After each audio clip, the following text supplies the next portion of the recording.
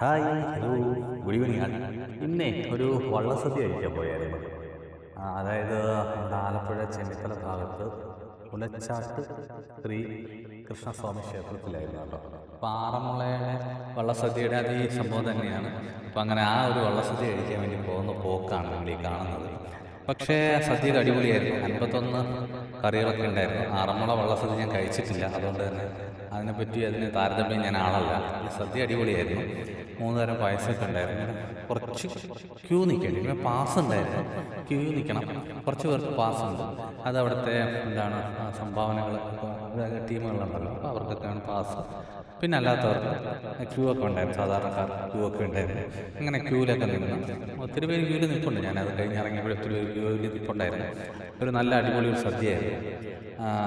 നല്ല സദ്യയായിരുന്നു. ഞാൻ ഓരോ ഐറ്റങ്ങളും ഞാൻ എണ്ണിയാണ് മേടിച്ച. ചെറിയ ചെറിയ കൂട്ടുകറികളെല്ലാം ഞാൻ അങ്ങനെ 51 ഐറ്റം ഉണ്ടായിരുന്നു. കുറച്ച് ചോറ മേടിച്ചോളൂ. ഞാൻ ഒത്തിരി ആഹാരം കഴിക്കുന്ന ഒരാളല്ല. പിന്നെ കുഞ്ഞ് ഇതിലെല്ലാം ചെറിയ ഇതിന് പായസമൊക്കെ ഉള്ളായിരുന്നു. പിന്നെ അമ്പലപ്പുഴ പായസത്തിൻ്റെ അതേ ടേസ്റ്റുള്ള പാൽപ്പായസമായിരുന്നു. എനിക്ക് ഭയങ്കര ടേസ്റ്റ്, അടിപൊളിയായിരുന്നു.